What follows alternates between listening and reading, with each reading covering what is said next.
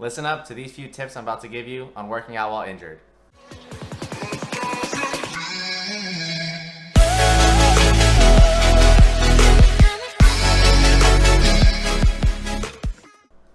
Yo, what's going on everybody? I'm Fernando Rivera and welcome to my channel, FERN'S Fitness.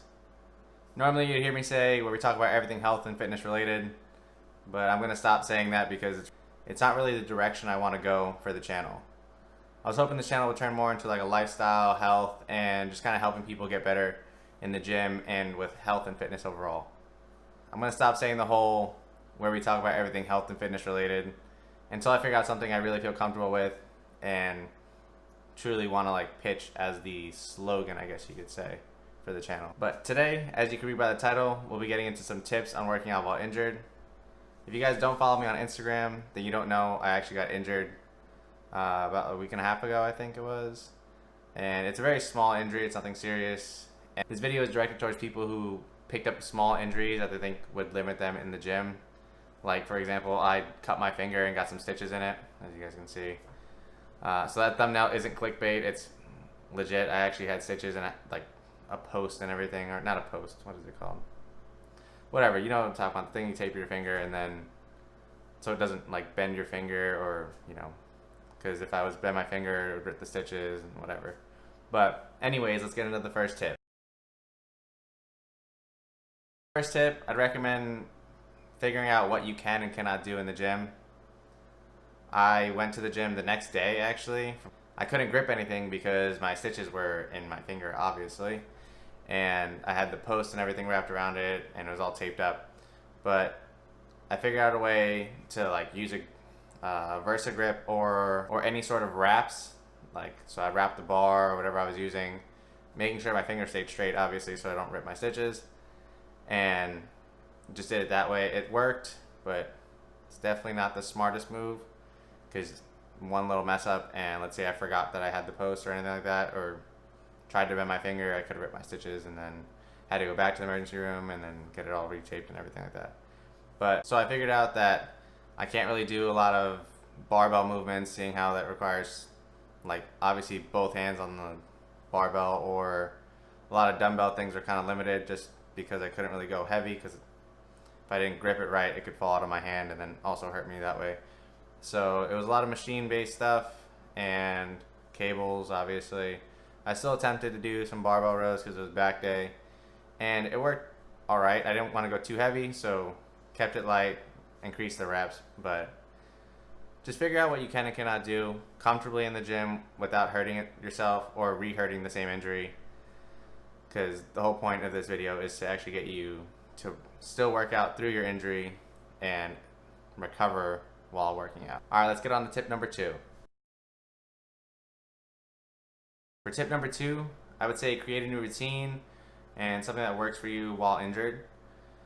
If you guys have a coach or a personal trainer, I know a lot of beginner people don't have that kind of stuff, so just try to follow something that you think would work and wouldn't re-injure yourself.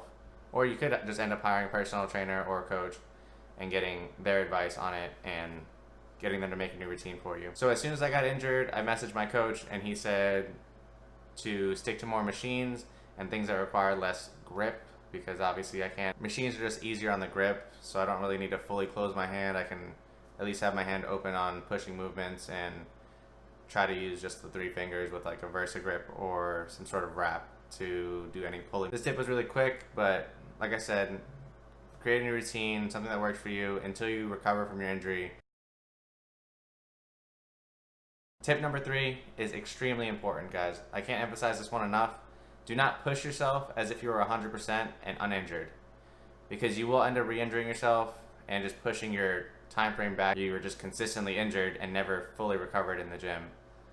You guys want to get back to that 100% so that way you keep pushing yourself and, you know, improving on yourself every single day that you go to the gym, versus being injured and not being able to go 100% and limiting yourself. On to tip number 4, guys. I know that was a quick tip, but really, just that's probably one of the most important ones on this list. Do not push yourself to 100% if you are at max 80%. Like, I can't emphasize that enough. You guys will re-injure yourself and it won't be a good day for you. Might even hurt the injury even more and push it back, you know, 2 times the amount of your normal recovery time. Tip number 4, guys, is going to be extremely important as well. Follow your normal diet. If you're in a calorie deficit beforehand, stay in that calorie deficit. Don't break it. Don't be munching like crazy just because you have a little bit more rest time and downtime. It's going to be extremely important during this time of injury to make sure you're staying to the diet, just because you guys work so hard to take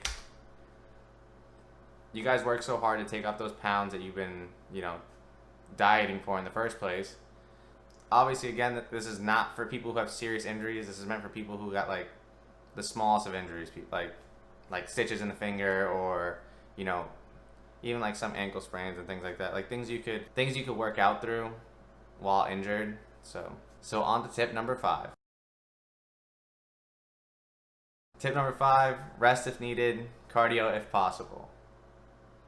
So you want to make sure you're resting properly, just due to the fact that you are injured and you want to make this recovery process as smooth as possible and as quick as possible, so that way you can get back into the gym working 100%. I recommend still doing cardio if you can. If you guys are very limited in cardio, just due to the fact that your injury is related to you actually being able to move around, try to figure something out. Again, if you have a coach or trainer, he'd probably give you the best recommendation. Or you guys can just, YouTube something on how to work out with, a sprained ankle or broken foot or anything like that. I wouldn't say workout, like how to do cardio with those injuries. And you can always ask your doctor as well, because he's going to obviously give you the best recommendation. And let's push through these injuries, guys, so that way we can get back into the gym and work at 100%, pushing yourself even further every day. I'll actually be uploading this on Thursday, which is Thanksgiving. If you guys celebrate, happy Thanksgiving. If not, happy Thursday, I guess. Have a great rest of your... If you guys don't follow me on Instagram, follow me on Instagram at _FERN'S_fitness to stay up to date with everything I'm doing on the day-to-day. So I hope you guys learned something today on the few tips that I just dropped.